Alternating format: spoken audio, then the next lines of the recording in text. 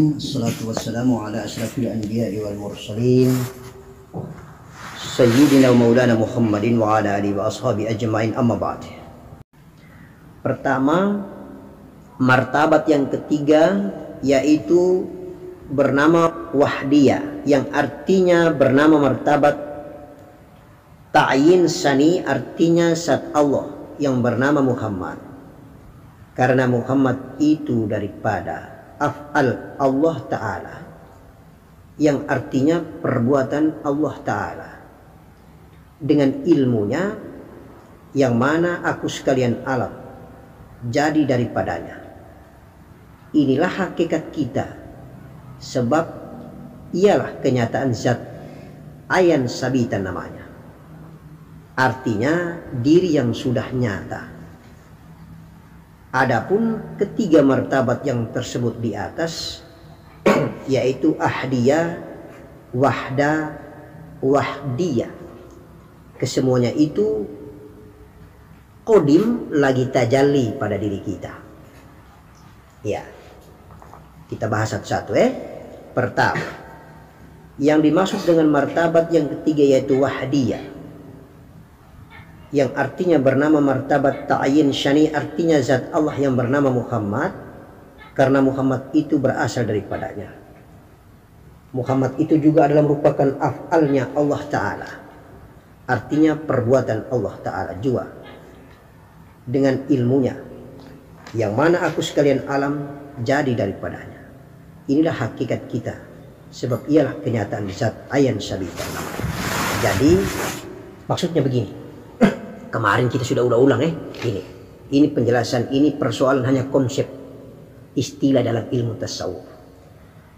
Yang diterjemahkan dengan sederhana adalah begini: Allah sebelum ada hamba yang diciptakannya, posisi Allah tiada tetapi ada. Tiada tetapi ada ini dalam istilah tasawuf disebut dengan zat. Di dalam kitab ini menamakan ayan sabita. Iya, zat itu berdasarkan kitab Majmu' al-Israr bernama ayan sabita. Itu zat.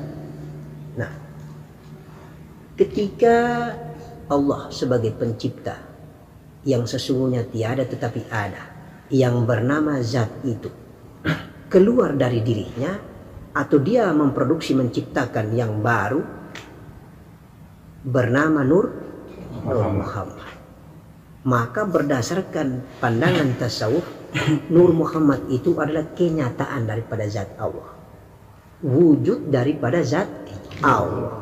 Karena Allah itu dalam sifat bersifat, Allah itu di dalam ilmu syariat, sifat Allah itu juga termasuk wujud.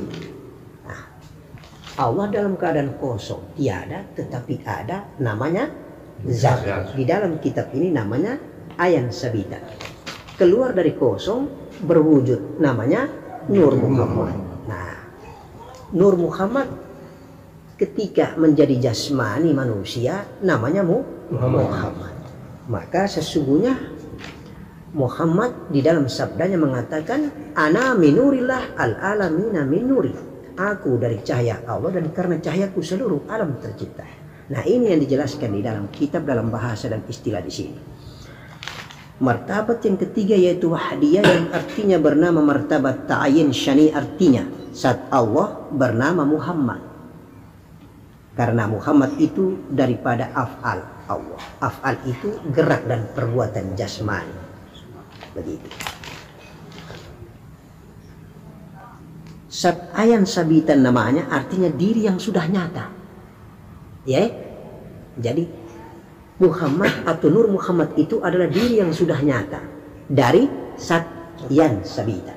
Paham ya? Nah, jadi zat itu ayan sabita, jadi berwujud itu Nur Muhammad. Nah, begitu. Nah, ada pun ketiga martabat yang tersebut di atas yaitu ahdiyah, wahda dan wahdiyah. Ahdiyah, wahda dan ahdiyah ini adalah lingkungan Allahu Allah. Lingkungan Allah masih dalam bentuk rahasia atau sir, atau dengan kata lain Allah dalam wilayah yang bernama zat. Nah, itu yang disebut dengan martabat ahdiyah, wahda dan wahdiyah. Ya, ini berdasarkan pendapat kitab ini, Majmu' Asy-Syiraz.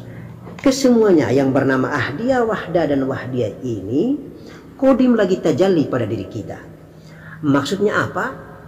Ketiga sifat yang bernama Ahdiyah, Wahdiyah dan Wahdiyah ini, Wahdah dan Wahdiyah ini, Ahdiyah, Wahdah dan Wahdiyah ini yang menjadi wilayah sir dan zat Allah itu bermisra, bertajalli, berada di dalam diri hamba yang bernama manusia atau hamba. Itu yang disebut dengan tajalli.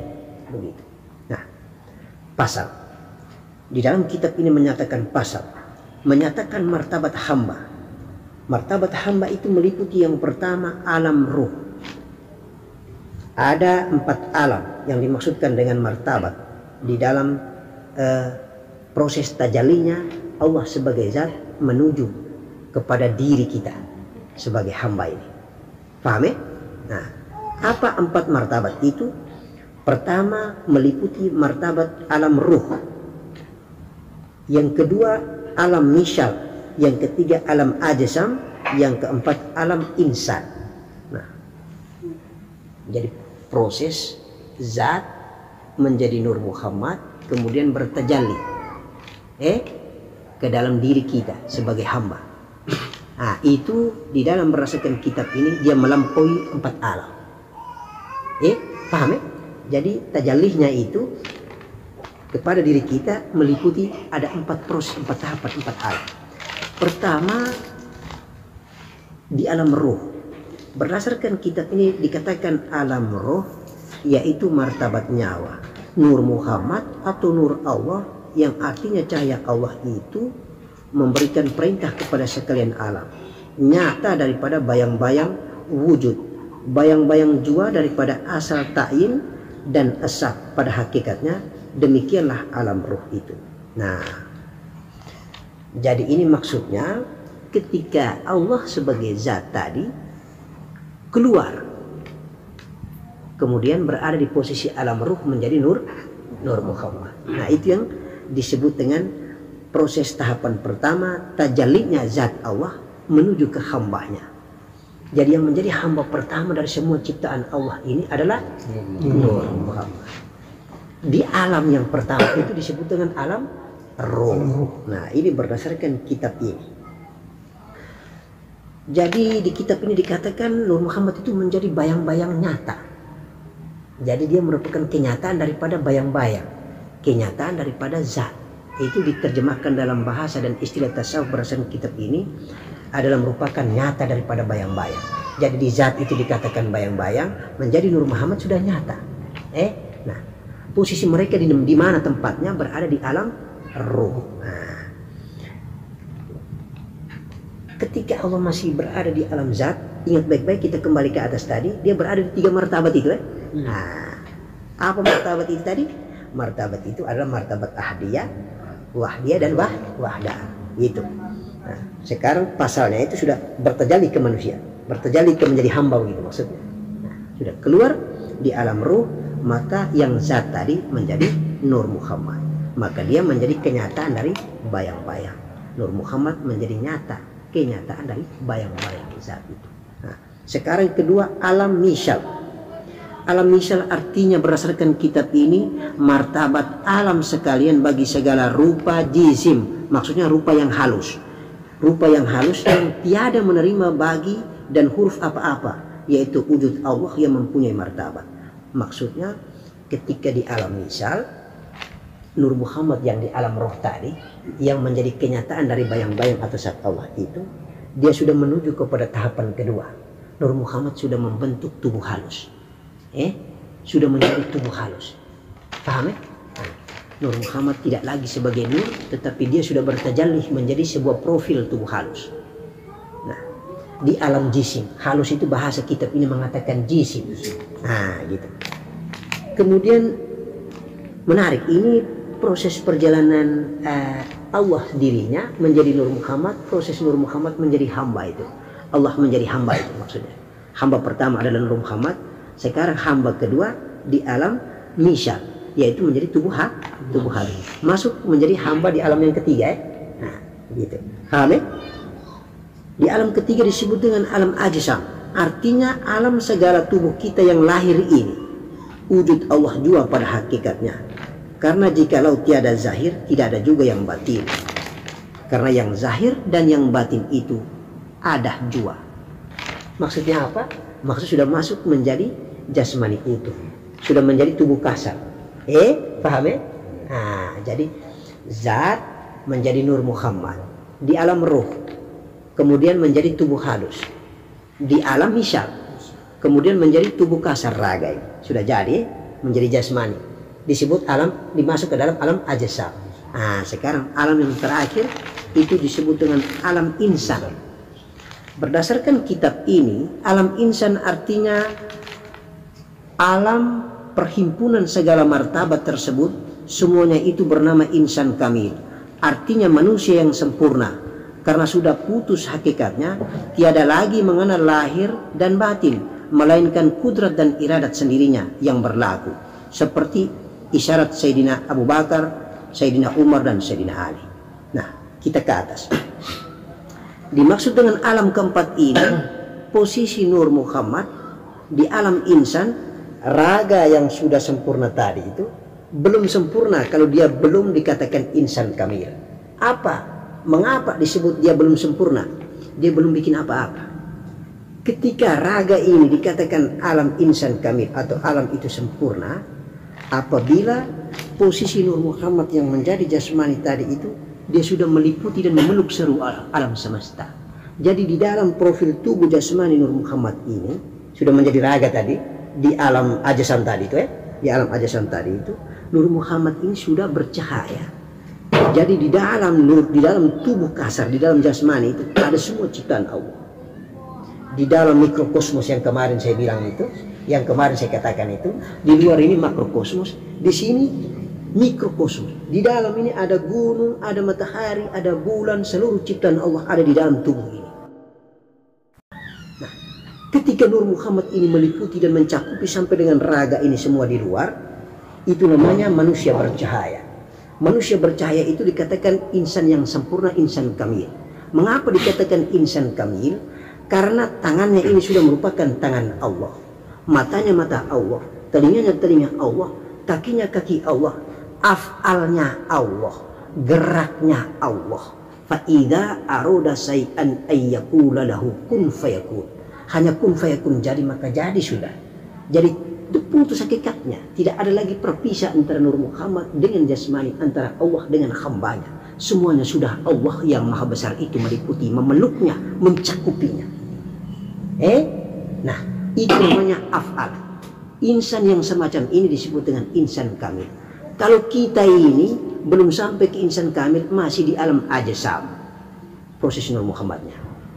Ketika kalau tangan ini raba begini, yang mati jadi hidup, yang kering menjadi hijau, yang hijau menjadi kering, kun fayakun, batu berubah menjadi emas, insya Allah jalan di atas air, dan segala macam karomah serta maunah, kebesaran serta kesaktian Allah Subhanahu wa Ta'ala menjadi kesaktian hamba. Itu disebut dengan insan ini insan kamil.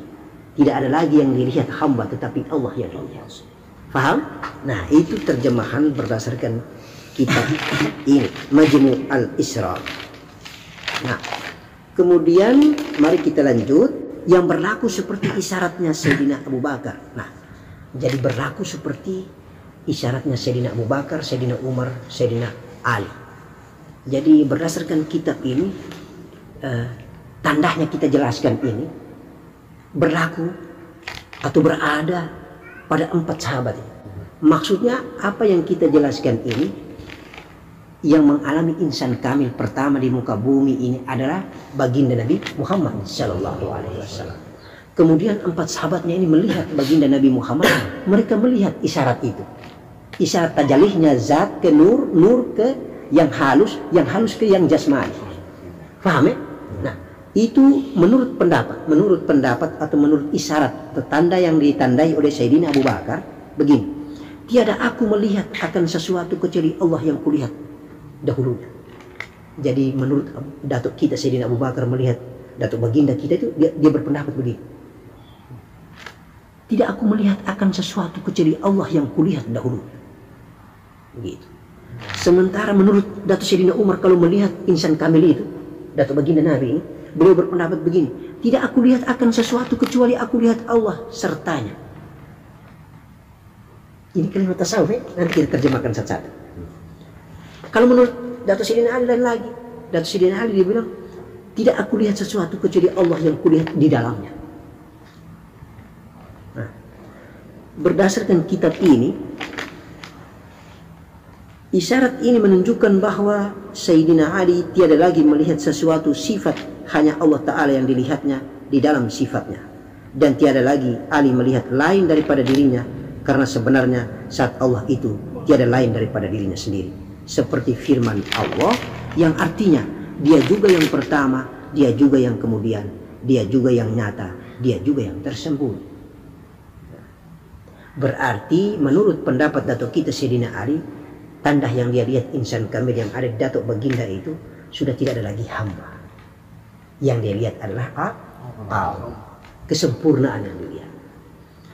Sementara kalau yang dilihat oleh Datuk Sayyidina Sayyidina Abu Bakar mengatakan, tidak aku melihat akan sesuatu kecuali Allah yang kulihat dahulunya. Berarti muncul ada. Pernah dilihat, pernah juga tidak dilihat. Jadi kondisi kamil itu kadang dilihat, kadang juga tidak dilihat. Jadi ada kalimat tasawuf yang diungkap Datuk Sayyidina Abu Bakar bahwa tidak aku melihat kecuali Allah yang ada dahulunya. Begitu. Sementara Datuk Sayyidina Umar dia bilang begini, tidak aku lihat akan sesuatu kecuali aku lihat Allah sertanya.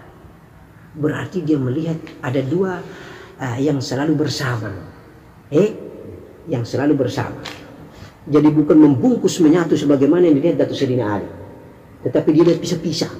Begitu. Berarti kadang kamil, kadang tidak. Tetapi antara kamil dan tidak itu adalah yang dilihat bersama-sama, selalu menyertainya. Tapi kalau Datuk Sayyidina Ali tidak lagi dia lihat. Dia lihat hanya Allah. Begitu. Tidak aku lihat sesuatu kecuali aku lihat Allah di dalamnya. Itu Datuk Sayyidina Ali bilang. Paham ya? Itu terjemahan terhadap kitab ini. Nah, sekarang kita masuk ke bab berikut. Seperti pendapat atau kata para wali-wali Allah di dalam tasawuf, artinya bahwa tidak ada di dalam sesuatu kecuali Allah. Ibaratnya di dalam ta'yin akan tetapi batin, di dalam jasmani tetapi batin, di dalam zat tetapi batin. Maksudnya begitu. Jadi ketika pendapat ini dia mau mengatakan begini, kita melihat bahwa di dalam Allah tetapi hamba. Kita mau bilang hamba tetapi Allah. Kita mau bilang Allah tetapi hamba. Begitu maksudnya. Nah, itu terjemahannya. Di dalam ta'yin tetapi batin. Sekarang dimintai kita jelaskan tentang mim ha mim dal. Nama daripada tubuh kasar kita ini. Mim ha mim dal. Muhammad, kepala mim, badan ini ha, kemudian pinggul ini mim, lalu di bawah kaki betis dan ini tumit dal. Mim ha mim dal. Menurut pendapat kitab ini, mim ha mim dal ini dibedakan atau dia berkenaan dengan 4 alam yang kita jelaskan tadi. Alam ruh, alam misal, alam ajsam, alam insan. Jadi menurut pendapat kitab ini, mim ha mim dal itu juga berkenaan dengan perjalanan proses tahapan keadaan Nur Muhammad di 4 alam. Dikatakan di sini mim berada di alam ruh, ha berada di alam misal, mim alam ajsam, kemudian dal alam insan. Benar ya? Dal itu berarti sudah bergerak, sudah menjadi insan kamil, sehingga dia sempurna terakhir sudah. Dal itu af'al, gerak. Af'al itu artinya bergerak, menjadi kesempurnaan seorang kekasih Allah. Begitu.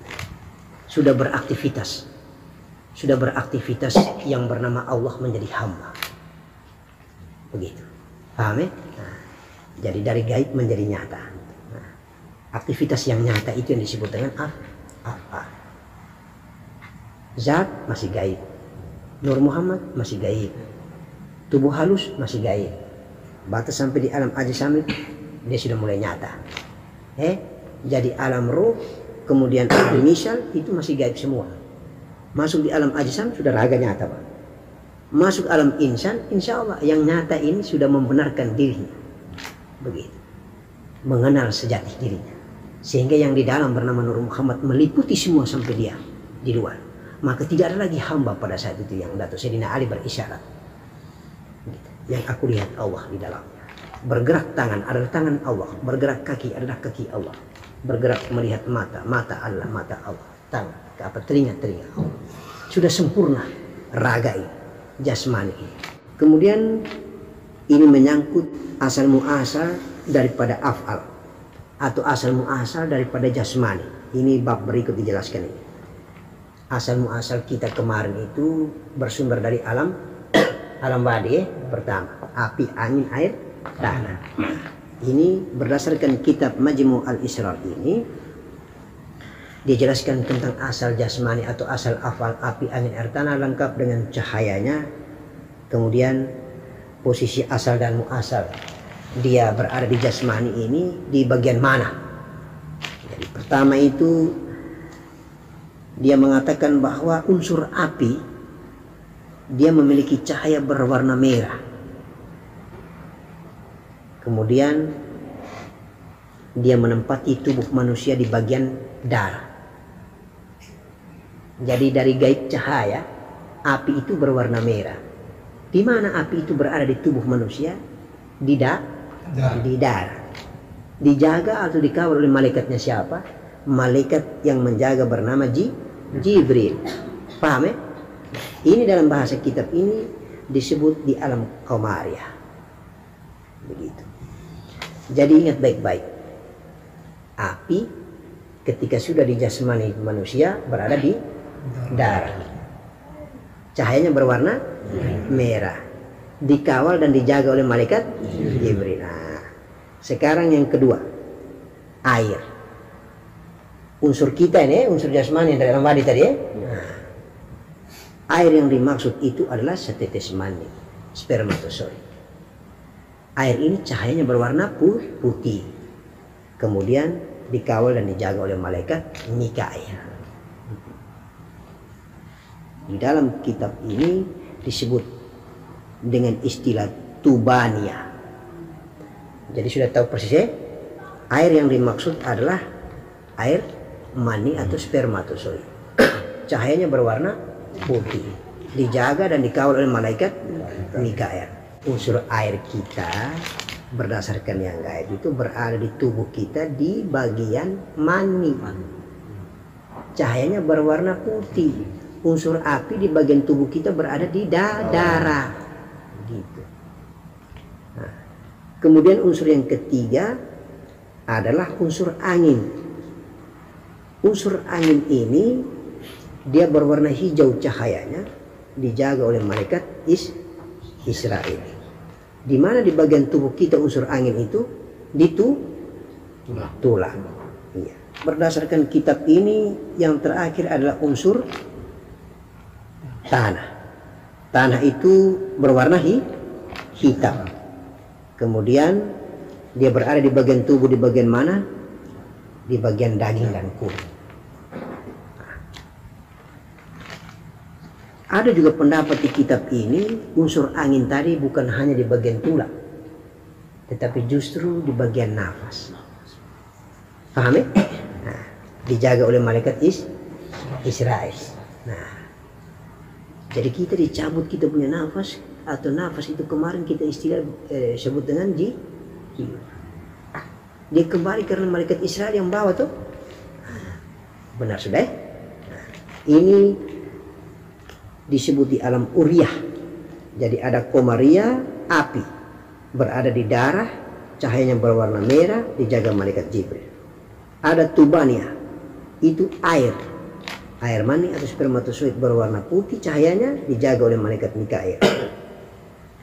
Kemudian cahaya hitam unsur tanah meliputi daging atau berkenaan atau berada di daging dan kulit manusia, dijaga oleh malaikat Israfil. Tambuhnya namanya. Kemudian uriyah, cahaya hijau. Unsur angin tadi cahayanya hijau. Nah, kemudian Dia berada di posisi nafas atau tulang manusia. Tapi lebih tepatnya di nafas Malaikat Israel penjaganya. Insya Allah. Inilah asal af'al Allah. Maksudnya asal gerak jasmani Allah.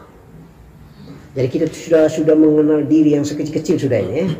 Kemudian yang berikut menjelaskan lagi, kita bahas lagi tentang alif lam lam ha. Yang kapan malam kalau tidak salah itu pernah dipertanyakan oleh Paman Hamka. Ya toh? Alif lam lam ha Allah. Alif ini zat. Ini berdasarkan kitab ini, alif ini bersifat api. Zat, masih sir, rahasia Allah. Sifatnya api. Kebesaran, terutama zat sir.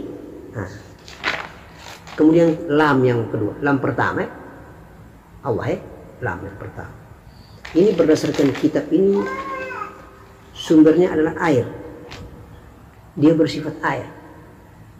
Lam yang kedua ini menjelaskan tentang sifat Allah dari air. Dia berkenaan dengan nyawa manusia. Apa peranannya? Air ini berperan membuat cantik, tampan, elok, awet muda, tua. Itu sifat air yang ada di lam pertama. Pak, yang pertama tadi itu alif, api. Itu sifatnya sir, rahasia. Belum berperan apa-apa. Ketika masuk ke lam yang pertama, dia sudah mulai berperan. Berkenaan dia dengan nyawa. Karena sifatnya dia adalah air, maka peranan dan fungsi daripada air yang ada di lam pertama ini adalah membuat cantik, tampan, elok. Tadi itu airnya air apa?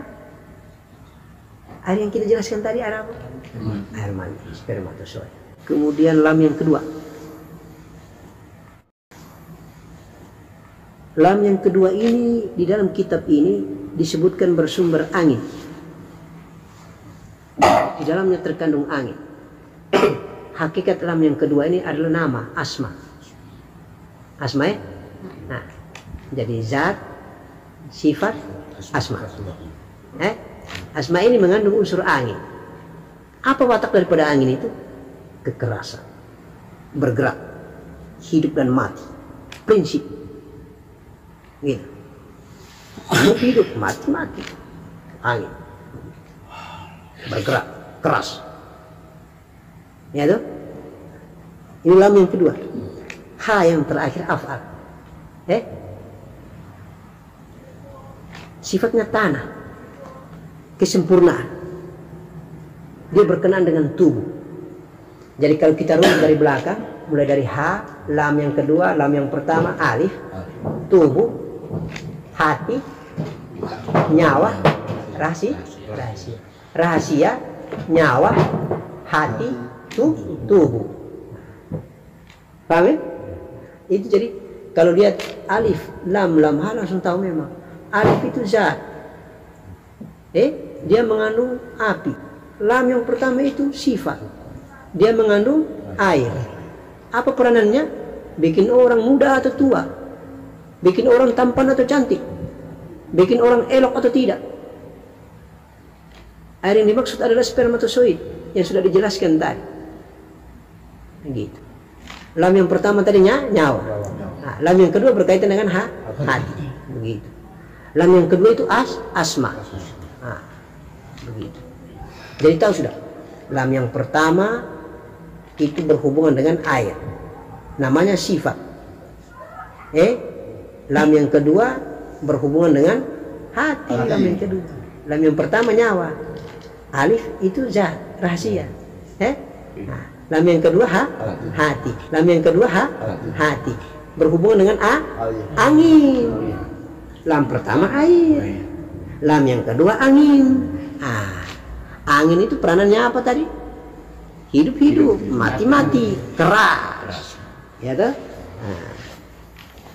Kemudian yang terakhir af'al, ha, unsur tubuh. dari tanah. Terakhir dia urusan dia kesempurnaan, gerak-gerik tubuh, kesempurnaan sudah menjadi jasmani. Bergerak dia sudah. Yang namanya zat dari alif tadi itu dia sudah berjalan. Itu af'al. Lam awal itu zat tadi itu masih berwujud sebagai air. Begitu. Lam yang kedua zat tadi itu berwujud sebagai angin. Begitu. Lalu ha sebagai tanah. Kalau dia jasmani sebagai tubuh. Di dalam tubuh ada hati. Hati, jiwa dan itu nyawa. Alif dengan tadi itu nyawa. Gitu. Alif Nur Muhammad dengan jiwa sambung nyawa tuh. Ini dia lari seputar itu saja ini. Kita jelaskan sudah berapa minggu ini itu saja. Kait saja. Jelasnya begitu jadi sebenarnya mau dijelaskan secara lebih sederhana lagi itu begini. Gaib Allah itu gaib, maha gaib. Dia kosong, tiada. Tetapi dia ada.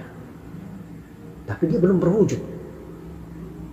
Akhirnya dia ingin supaya dikenal, diakui, dia mewujudkan dirinya. Apa nama wujud diri itu? Apa nama kenyataan diri itu?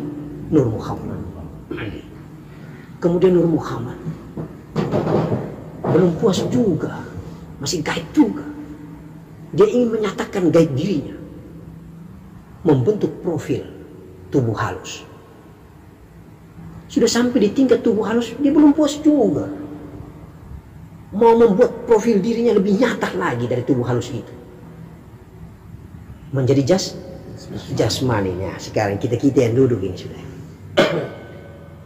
Lalu kita mulai belajar ilmu tarekah untuk mengenal kembali asal usul kita yang bernama Zat dan Nur Muhammad ini. Ketika Nur Muhammad itu kontak dengan kita, koneknya langsung, Nur Muhammad peluk sampai kita di luar, kita sudah tidak ada, Pak. Apa yang ada? Nur Muhammad yang ada.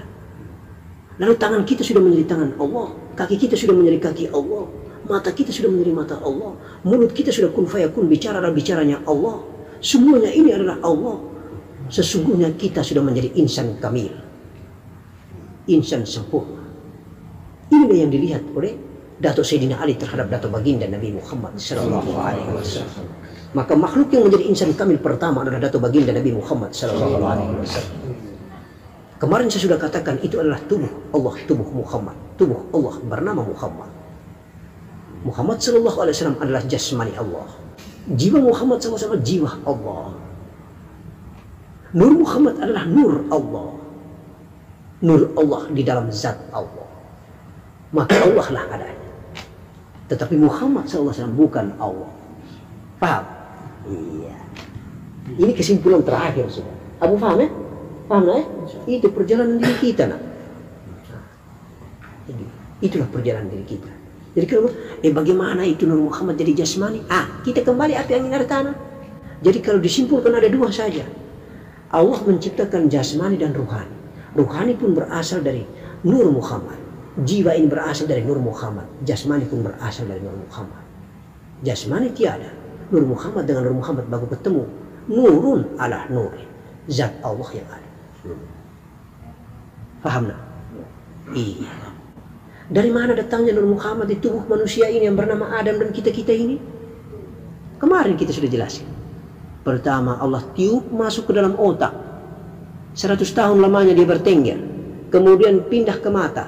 Kemudian pindah ke telinga. Kemudian pindah ke hidung. Bersin. Kembali turun ke jantung. Turun lagi ke perut. Turun ke meluan. Turun di kaki. Sekarang kita mau jalan pulang. Bagaimana caranya? Belajar sudah tarekah ini. Makanya tadi malam kita tanya. Dari mana yang kau kenal? Kalau kau bilang kau sudah belajar mengenal diri. Diri mana yang kau kenal? Kalau kau kenal, dia berada di kabupaten tubuh bagian mana? Tanya. Coba jelaskan kasih. Kalau kau bilang kau sudah kenal diri, diri mana yang kau kenal? Diri yang kau kenal itu di kau punya tubuh ada di bagian mana? Wujud Allah bernama Muhammad. Benar. Wujud Nur Muhammad bernama Muhammad. Iya, pintar. Itu saja. Kenapa pusing-pusing? Tinggal tanya saja asal Muhammad, api angin air tanah. Asal Nur Muhammad zat Allah. Daripada pusing. Kesimpulan terakhir bahwa Hanya dua saja, Allah dan Muhammad, selesai. Apalagi kau pikir tentang kau punya diri, pusing. Begitu. Benar tak? Iya. Ini mau dikasih singkat ini, dikasih singkat ini. Jadi sekarang kita sudah tahu jalan datang, sekarang kita mau belajar jalan pulang. Ya tak? Dan ternyata benar orang jalan pulang dari kaki naik, ya tak? Kemaluan naik, perut naik, jantung naik, mati perut ke bawah, hidup masih pak jantungnya pak naik ke atas. Mentok terakhir di mana pak? Ubun otak. Lama pak dia berpikir, dia bertengger di sini. Menghayal pak dari kecil kita bermain dengan teman-teman, menghayal pak kisah peristiwa perjalanan kita dari kecil. Baru Allah tempatkan ke zatnya. Mati sudah kita. Indahnya perjalanan itu. Jadi kita ini hanya sekedar belajar mau pulang. Datangnya kita sudah tahu stasiunnya, terminalnya itu. Nah, dari Jakarta mau ke Surabaya, hafal Bedidin itu stasiunnya. Stasiun otak, stasiun mata, stasiun telinga, stasiun hidup, stasiun jantung, stasiun perut, stasiun kemaluan, stasiun kaki. Mau pulang bingung. Saya sudah lupa stasiun.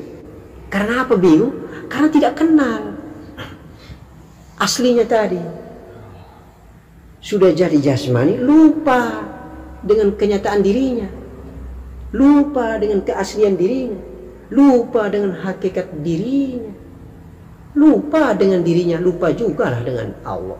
Karena diri itu di dalam Allah, Allah itu di dalam dirinya. Diri itu siapa? Nur Muhammad. Maka Nur Muhammad di dalam Nur Allah di dalam Nur Muhammad. Kita ini Muhammad. Jangan membayangkan Muhammad itu hanya terjadi pada Datuk Baginda. Itu sempurnanya Muhammad. Tetapi pecahannya kita-kita. Bukankah kemarin sudah didakwah? Nur Muhammad memproduksi nur umatnya. Nur para nabi memproduksi nur umatnya. Ruh Muhammad memproduksi ruh umatnya. Ruh para nabi memproduksi ruh umatnya. Jadi kelas kita, ruh Muhammad, sama dengan ruh para nabi. Karena ruh para nabi berasal dari ruh Muhammad. Kita umatnya berasal dari ruh Muhammad. Sementara umat-umat lain kelasnya diproduksi oleh ruh para nabi. Ya toh? Paham ya? Sekarang lihat posisi ruh Muhammad, ya toh? Memproduksi ruh para nabi, kemudian memproduksi ruh umatnya. Berarti jejer sama ini, ruh para nabi dengan ruh umat Islam ini, ruh umat Muhammad ya. Kemudian ruh para nabi memproduksi ruh umatnya. Berarti kelas terakhir itu ruh umatnya para nabi yang lain. Makanya secara syariat kita mendengarkan banyak ulama mengatakan bahwa ketika masuk surga, baginda Nabi mengatakan umatku duluan, baru aku, setelah aku, baru nabi-nabi dan umat-umat yang lain. Sesuai dengan proses turunan ruh. Ya tak? Nah, begitu. Konek sudah. Syariat dengan hakikat. Jalan sudah. Jadi hakikat menerjemahkan syariat, bukan syariat menerjemahkan hakikat. Hakikat menerjemahkan syariat, bukan syariat menerjemahkan hakikat. Ingat baik-baik. Kalau orang belajar hakikat, pasti dia tahu tentang syariat. Tapi kalau orang tahu syariat, belum tentu dia tahu hakikat. Karena hanya hakikat yang bisa menerjemahkan syariat. Syariat tidak mampu menerjemahkan hakikat. Allahumma salli ala Sayyidina Muhammad. Saya buka ruang, kita bincang bebas. Ada yang belum paham, mari kita lanjut. Selanjutnya kita masing-masing barangkali ada yang belum paham. Jadi saya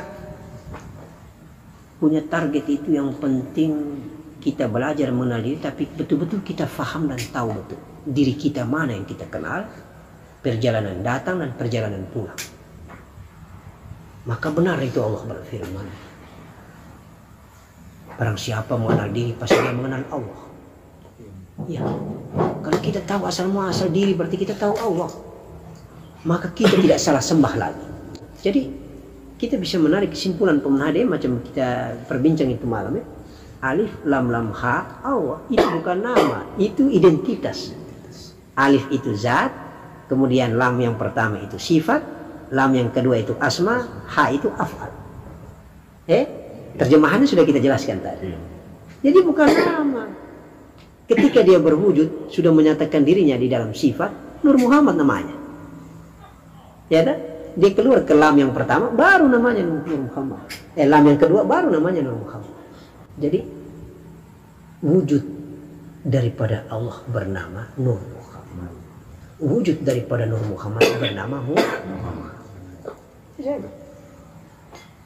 Bagaimana alat buktinya? Ruku. Semua orang, semua makhluk yang bernama manusia ketika ruku tidak kenal agamanya mana, pasti kepalanya bentuknya huruf mim, badannya bentuk huruf ha, pinggulnya bentuk huruf mim, di bawahnya bentuk huruf dal. Maka tubuh Allah bernama Muhammad. Lalu pertanyaan mana yang kita sembah?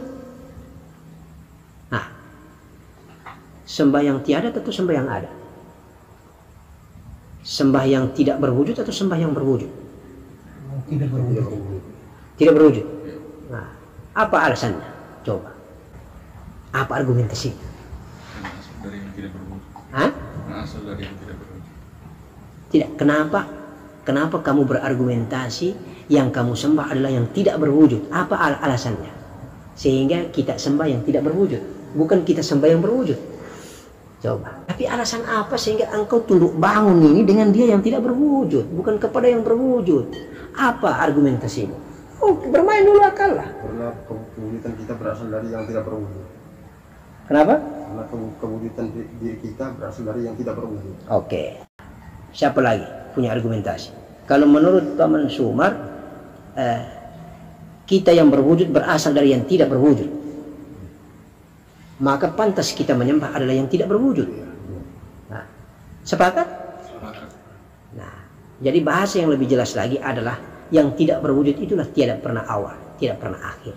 Dia tetap ada. Walaupun tidak berwujud, tetapi berwujud. Dan dia adalah awal dari segala yang berwujud.